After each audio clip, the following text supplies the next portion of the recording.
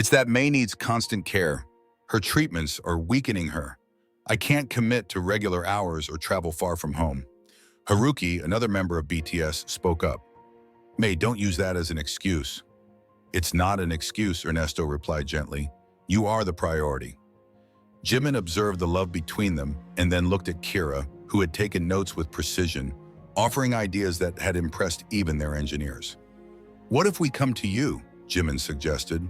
What if we set up a lab here at your house? You can work at your own pace. We'll provide the equipment, the resources, everything you need. Kira leaned forward, excited. That could work, Grandpa.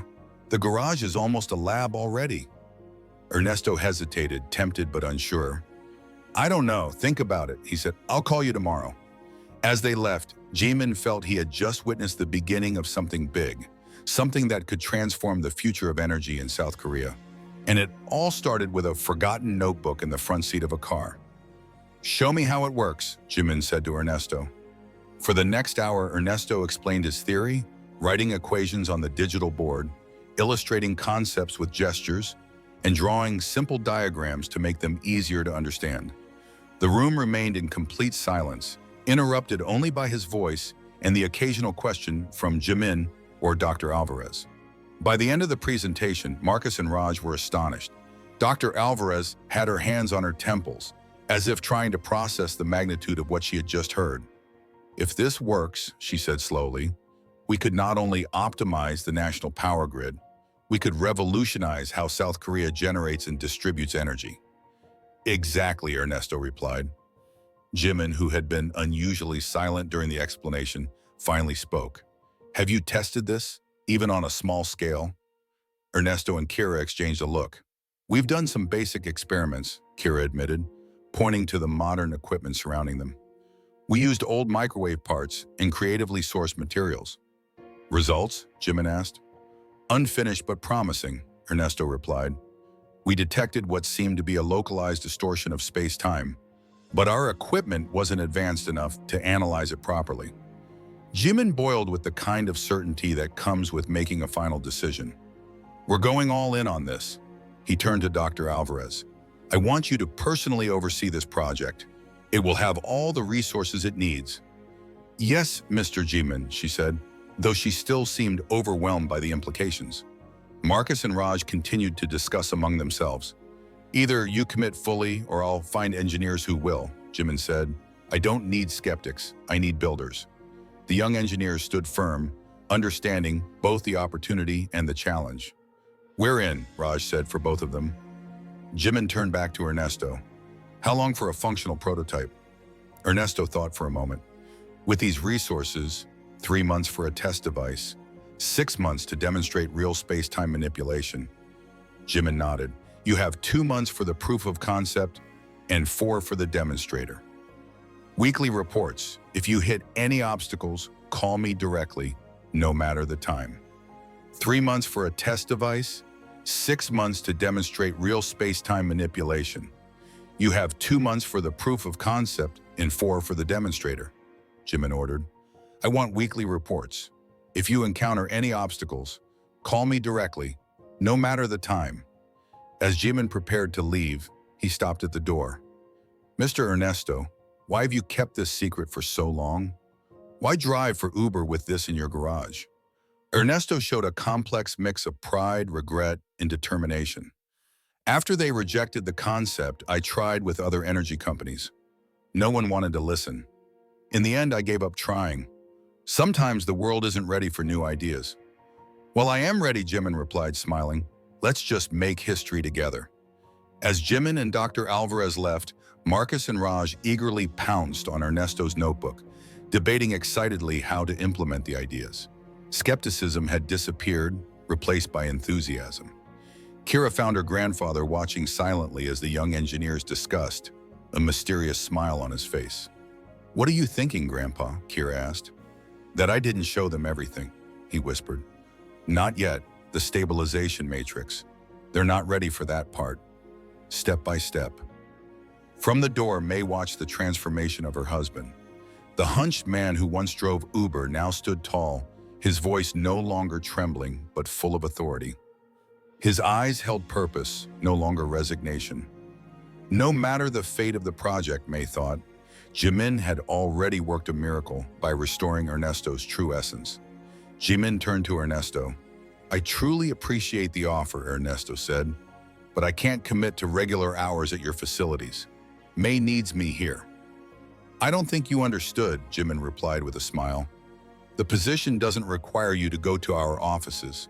We'll build a research center near your house, just steps away. Your schedule will be completely flexible." Ernesto hesitated for a moment. "That's very generous." "It's practical," Jimin corrected. "Your mind is too valuable to waste driving strangers around Seoul." A faint smile crossed Ernesto's face. "If I hadn't needed that ride from the airport, we wouldn't be having this conversation, would we?" "True," Jimin admitted. "Sometimes the universe works in strange ways, but coincidence only takes us so far. The rest depends on our decisions. Will you accept to work with us officially?" Ernesto looked toward the house, thinking of May and her expensive medical treatments. He considered the possibility of covering experimental therapies and having the best specialists in the world. He took a deep breath. "I accept, but with one condition. Kira must be part of the team, not just as my assistant, but as a full-fledged engineer." Jimin observed him closely. "Do you truly believe in her abilities?" "She's brilliant," Ernesto replied without hesitation. "Smarter than I was at her age. She understands my work intuitively and brings something I lack, a fresh perspective." "Done," Jimin said. "She'll finish her degree, but we can arrange her schedule." "In fact," he interrupted, "I already spoke with the dean of her faculty." Everyone turned to see Kira standing in the doorway, a determined expression on her face. "I'll switch to an accelerated program. I can finish in 8 months while I'm working part-time here. After that, I'll be fully available." Jimin nodded, pleased. "Ambitious. I like it." A brief silence fell, then Ernesto spoke thoughtfully. "The team we formed for the space-time tunnel project should be small, trustworthy, and with precise skills." "I agree," Jimin replied. "Who do you have in mind?" "Without a doubt, Dr. Alvarez," Ernesto said. "She has the ideal background in advanced propulsion theories." Ernesto paused. "Raj has also demonstrated great intuition with the computational models. I'd like him to continue." "And Marcus?" Jimin asked, curious. Ernesto shook his head slightly. "He's brilliant, but too attached to classical paradigms. We need people who can think outside the box." "Someone else, but not from SpaceX," he added, showing a profile. "Dr. Sophia Chen from Caltech. She does pioneering work on manipulating quantum fields. Her research coincides with part of my theory, though she doesn't know it yet." Jimin looked over the information. "I'll contact her today." "And one more," Ernesto added, showing another profile. "Dr. Kwame OCE from MIT. His work with exotic materials could be crucial for containment systems." "I'll make it happen," Jimin said decisively. That afternoon, Jimin, Ernesto, and Kira met at the dining table to plan the future. May joined them briefly but soon grew tired and went back to rest. Her absence in the conversation was a silent reminder of why everything needed to move quickly. "The center will be ready in 3 weeks," Jimin explained, showing designs on his tablet. "From the outside, it'll look like a small data center, but inside it will have everything needed with maximum security." Kira reviewed the plans with excitement. "This is real, right?" "It is," Jimin confirmed, "but we must be strategic. The space-time propulsion system will be the public face of the project. Everyone will know about it. But the space-time tunnel will remain reserved for the core team." A smart decision, Ernesto felt. The propulsion system alone will transform space travel, but it won't be all we achieve. Kira added confidently, "Exactly." The conversation continued late into the night, discussing technical challenges, resources, and possible applications of the technology. Before leaving, Jimin stopped at the door. "Thank you," he said quietly to Ernesto. "Not just for the opportunity and resources, but for believing in ideas that others discard." "That's been my life story," Jimin responded with a small smile. "They said we couldn't end the gangs, that we couldn't modernize the country, that South Korea couldn't lead in innovation." He shrugged. "I'm used to proving them wrong." "We'll make a good team," Ernesto affirmed. As Jimin got into his car, he felt everything fall into place. He knew the path ahead would be challenging, perhaps the greatest technological challenge in human history. But for the first time, he believed interstellar travel could be possible within his lifetime. And it had all started with a casual Uber ride in an old man's notebook full of equations. If we solve one, we solve them both, Ernesto concluded, leaving the room in silence. Dr. Chen reviewed the equations with wide eyes. This works. The math adds up. Dr. Alvarez wasted no time, already running simulations on her tablet. If this is correct, we could have a functional prototype in days, not weeks, she said. Jimin watched in silence from the door before speaking up. And the space-time tunnel project is significantly accelerated, he said. Ernesto looked at the calculations. We can build a micro-scale test device immediately, he said. I believe this is the breakthrough. Jimin looked at him intently. What caused this breakthrough? Ernesto hesitated, thinking about May as she slept. My mind made connections I hadn't seen before. Time, it's slipping away. I have to make this work. Jimin nodded, understanding better than anyone what it meant to race against time. Then let's get to work. The next 48 hours were a whirlwind of activity. The team split into two groups, one working on advancing the propulsion prototype and the other assembling the test device for the space-time tunnel. Kira worked side by side with her grandfather, adjusting equations, refining mathematical models, and correcting details. It seemed like they could read each other's minds. We should call it the Tanaka Engine, suggested Dr. Alvarez. Not yet, Ernesto replied, smiling slightly. Let's make sure it works first. By the third day, both devices were ready. The propulsion prototype glowed under the lab lights, while the space-time tunnel device, the size of a microwave, waited its turn. Which one should we test first? Asked Jimin. Propulsion, decided Ernesto. It's the most stable. From behind the reinforced glass, they watched as the prototype came to life. Energy levels rose, and the containment field held steady. Field stability at 98%, reported Raj. Power at 60% and rising. Ernesto monitored each data point with surgical precision, knowing this was the critical point where everything had failed before. But this time, everything remained stable. Space-time distortion initiated, announced Dr. Chen. 15%, now 30%, 40%. The measurements climbed on the screens. The small metallic sphere suspended in the center began to blur, as if existing in two places at once. Kira squeezed her grandfather's arm. It's working, it's really working. Maximum power reached, reported Raj. Field stability at 97%, distortion at 52%. Minutes later, the test concluded successfully, and the lab erupted in applause. Ernesto remained silent, absorbing the moment. Decades of theory were finally becoming reality. Jimin approached and shook his hand. This changes everything.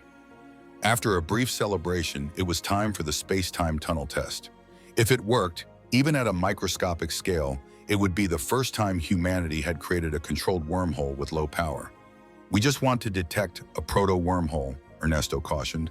Silence filled the lab as the process began. The detectors picked up subtle changes in the quantum field. 40%, 50% power, Dr. Chen announced. At 65%, an anomaly appeared, just a point in space invisible to the naked eye, but unmistakable to the instruments. Proto-wormhole formed, exclaimed Dr. Chen. Diameter 0, stable for 30 seconds. The lab stood in perfect silence until Ernesto ordered them to stop. The wormhole collapsed as if it had never existed. For a moment, no one spoke until Jimin broke the silence. They did it. They've done it. The entire lab celebrated. Kira hugged her grandfather, tears in her eyes. Ernesto thought of only one person he had to tell May.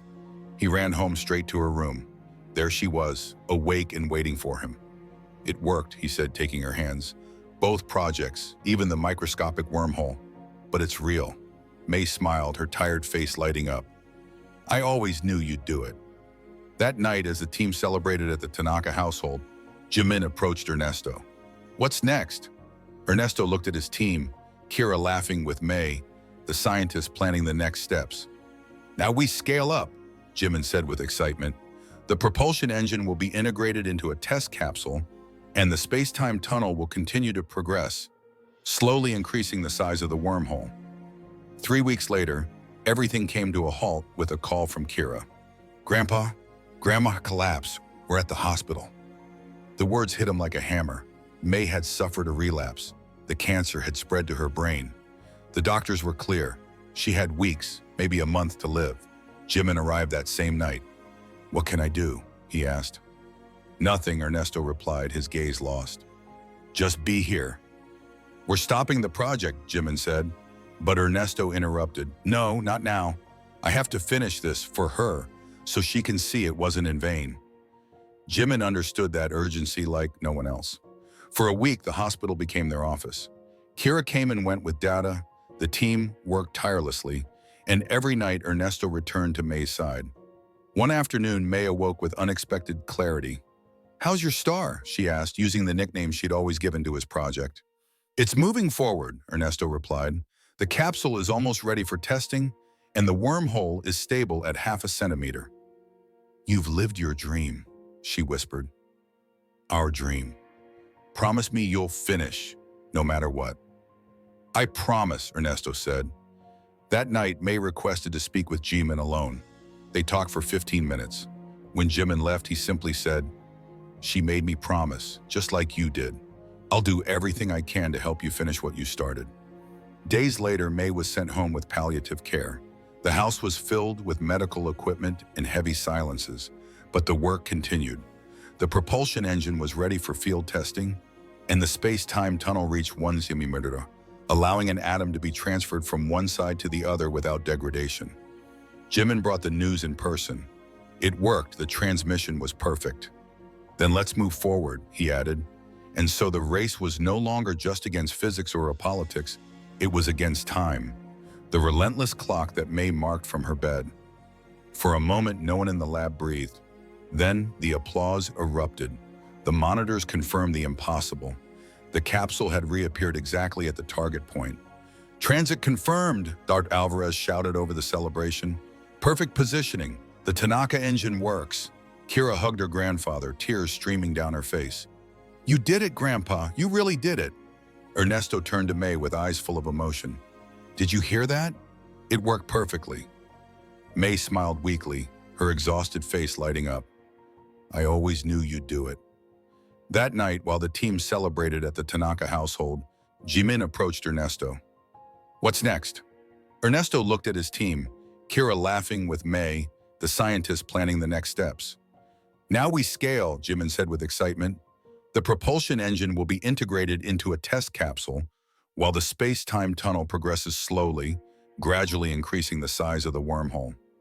3 weeks later, everything came to a halt with a call from Kira. "Grandpa, Grandma collapsed. We're at the hospital."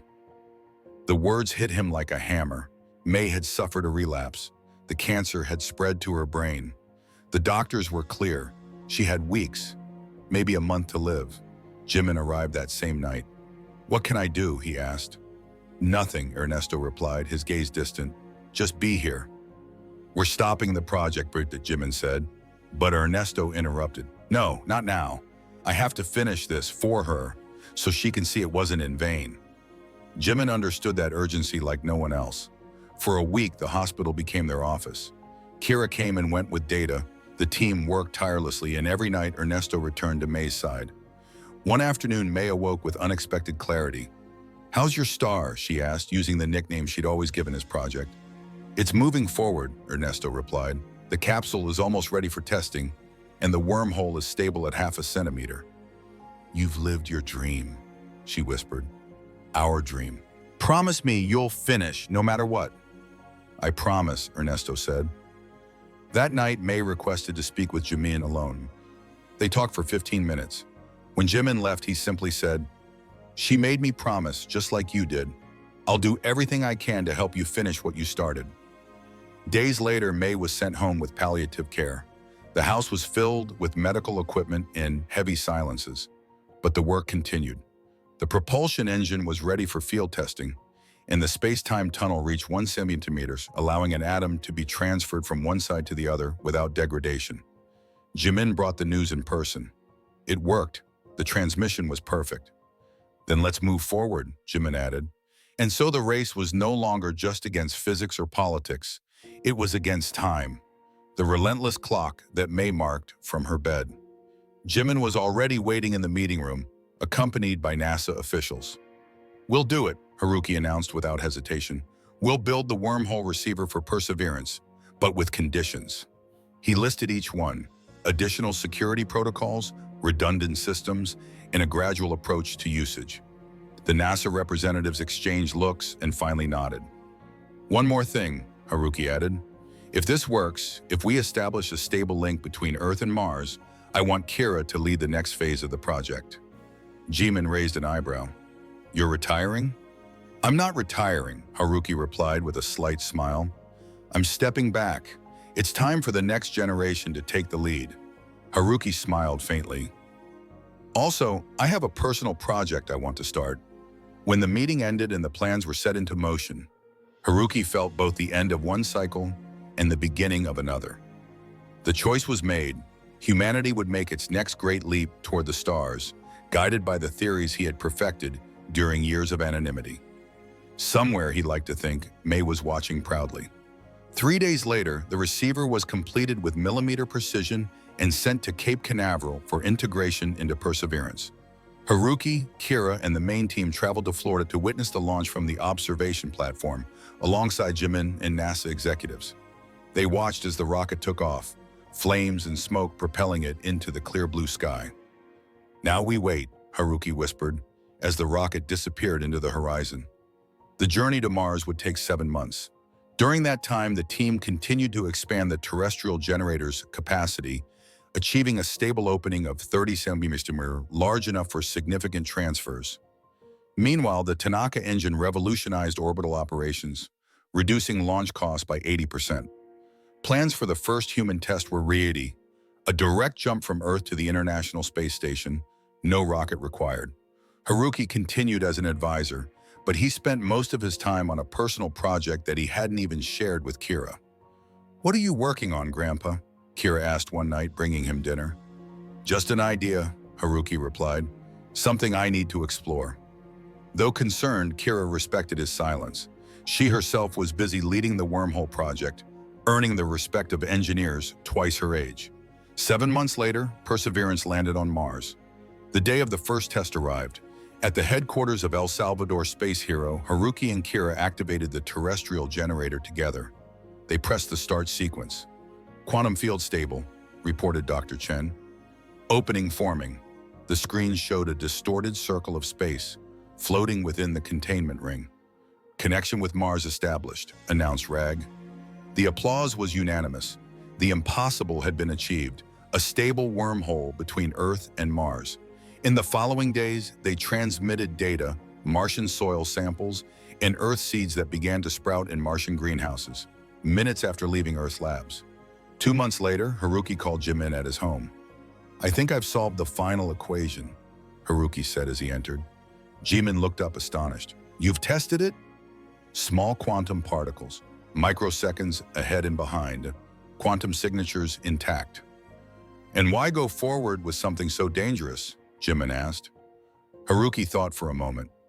"Because understanding is the greatest reward, and because I promised May." Jimin understood immediately. "You'd want to send a message to the past, just a whisper, an echo in their dreams. Nothing that changes time, just so they know we succeeded." Jimin nodded. "You have my support, but this stays between us." A week later, on the anniversary of May's death, Haruki activated the temporal generator. He created a tiny wormhole, aimed at the night before her departure, sending a coded message meant to filter through as a serene dream. "We've reached the stars, my love, just as you believed." He never knew for sure if she received it, but that night, Haruki slept in peace. 3 years later, the first human crossed the wormhole to Mars. 5 years after that, an interstellar probe launched toward Alpha Centauri, arriving in less than a decade, thanks to the technologies born from that Uber ride in a forgotten notebook. On the day of the launch, Haruki, now 80, watched the departure with Kira. "Did you ever imagine this while you were driving that Uber?" Kira asked. Haruki smiled. "Long before, when May and I stared at the stars, dreaming of how to reach them." Kira took his hand. "We did it, Grandpa. A journalist approached. Dr. Tanaka, what do you consider your greatest achievement? Haruki thought for a moment. Many expected him to say the Tanaka Engine, the wormholes, or interstellar travel, but his answer was different. Teaching my granddaughter to believe in the impossible. Everything else came after. That night, Haruki brought fresh peonies to May's grave. He sat beside her, watching how Alpha Centauri shone in the dark. "We did it, May," he whispered. "We're heading to the stars, just as we dreamed." He smiled and knew that sooner or later, they would be together again. Because in the end, it all began with an unexpected encounter, a notebook full of equations, and someone who decided to believe. When Jimin's private jet suffered a technical malfunction at a small airport outside of Seoul, the BTS member was forced to request regular transportation. What should have been a routine transfer turned into something extraordinary when during the journey he noticed complex equations related to renewable energy systems in the driver's notebook. The driver, an elderly man with a humble appearance, was jotting down not simple formulas, but revolutionary ones. This chance encounter with Mr. Ernesto Morales, a brilliant former engineer who once worked on strategic energy projects for the country and now drove for a living to cover his wife's medical treatments, was about to change the future of South Korea forever. Hidden in Mr. Ernesto's modest workshop were designs that could completely transform how the country produces and distributes energy. All it took was someone to listen, and that someone, without a doubt, was Jimin. It all began when Jimin glanced at his watch, frowning. It was almost midnight, and he was stuck in that small airport. The official plane had suffered a malfunction, and the maintenance team wouldn't arrive until the morning. "Perfect," he murmured, running his hand through his hair as the rain gently tapped against the small terminal's windows. The airport staff had already left, leaving him alone with his assistant, Jungkook. "I've booked a room at the nearest hotel," Jungkook said, checking his tablet. "The car will be here in 7 minutes." Jimin nodded, irritated by the delay, especially since he had key meetings early the next day to review the progress of South Korea's technological projects. Every minute counted when your goal was to transform the future of a nation. "Are you sure there's no helicopter service at this hour?" Jimin asked, though he already knew the answer. "Not with this rain, sir." The phone vibrated. "The car's here," Jungkook reported, grabbing a small carry-on. "Go get some rest. See you in the morning." The rain had subsided a bit and a white Toyota was waiting on the sidewalk, its headlights illuminating the darkness. It wasn't the transportation Jimin was used to, but it would work. Jimin opened the back door and settled into the seat. The car's interior was spotless, and it smelled faintly of pine. "To the president's hotel, right?" the driver asked with a calm voice and slow accent. "Yes," Jimin replied, glancing up. The driver was an elderly man, probably in his 70s, with a well-kept white beard and thin-frame glasses. His hands, worn by time, gripped the steering wheel with firmness and precision. A tiny windmill keychain hung from the rearview mirror. "At this hour, there isn't much traffic. We'll get there in about 30 minutes, the man added, starting the car smoothly. Jimin nodded, pulling out his phone. He had emails to answer, plans to review, and an endless list of matters to address that came with leading the country's transformation. But something on the dashboard caught his attention. A small notebook, open, filled with numbers and symbols. They weren't directions or common notes from a driver. These were advanced mathematical equations. The driver noticed Jimin's gaze and discreetly closed the notebook, slipping it into his jacket pocket. "Excuse me," he said with a shy smile. "Old habits die hard." Jimin's curiosity was piqued. These weren't just simple formulas. He recognized patterns related to energy calculations and resource optimization. "No problem," Jimin responded naturally. "I'm also a fan of math." The driver smiled faintly, glancing at Jimin in the rearview mirror, but said nothing more. They drove in silence for a few minutes, the rhythmic sound of the windshield wipers accompanying the rain. "I'm Jimin, by the way," he finally said, preferring to break the silence. "I know, Mr. Jimin," the man replied with a slight bow of his head. "My name is Ernesto Morales." "Those equations in your notebook were pretty interesting," Jimin commented, observing the driver's reaction closely. Ernesto looked away, holding Jimin's gaze for a brief moment in the rearview mirror. "Just ways to pass the time between trips," he replied. "The scribbles of an old engineer." Energy optimization isn't exactly scribbling, Jimin insisted. They look like calculations for high-efficiency systems, maybe applicable to sustainable projects. Ernesto tightened his grip on the steering wheel. You have got a good eye, Mr. President. Comes with the brum, he joked. Where did you learn that kind of math? Jimin asked, leaning forward. The car slowed as they approached a red light. Ernesto was silent for a moment, seemingly considering how much to share. I worked on special government projects many years ago, he finally answered.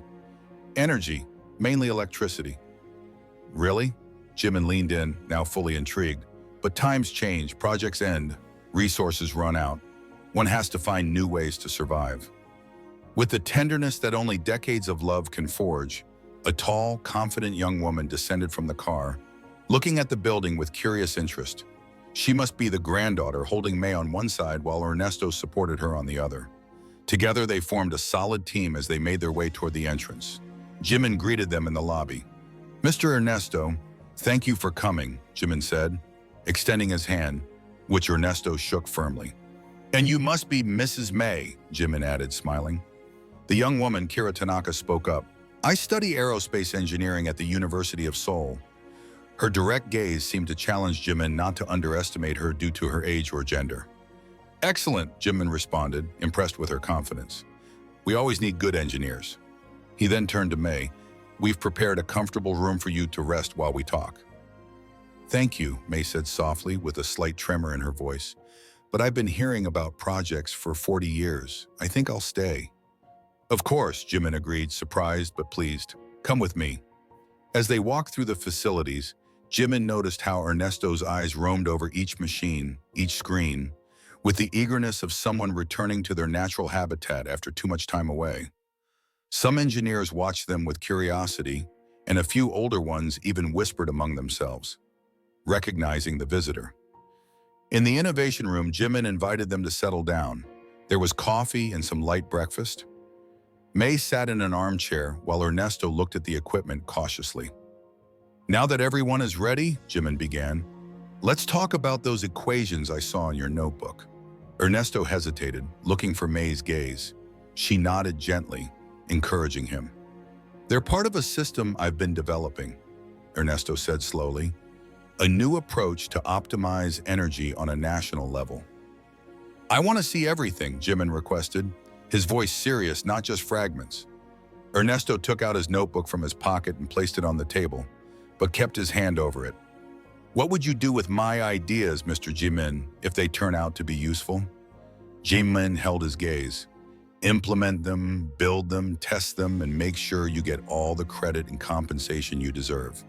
Kira intervened with certainty. My grandfather's ideas aren't just valuable, Mr. Jimin. They're revolutionary, but no one would listen because they see him as an old retiree. Ernesto looked at Kira with a warning but was intrigued by Jimin's interest. Revolutionary? How? Before Ernesto could answer, the chief energy engineer, Dr. Alvarez, entered the room.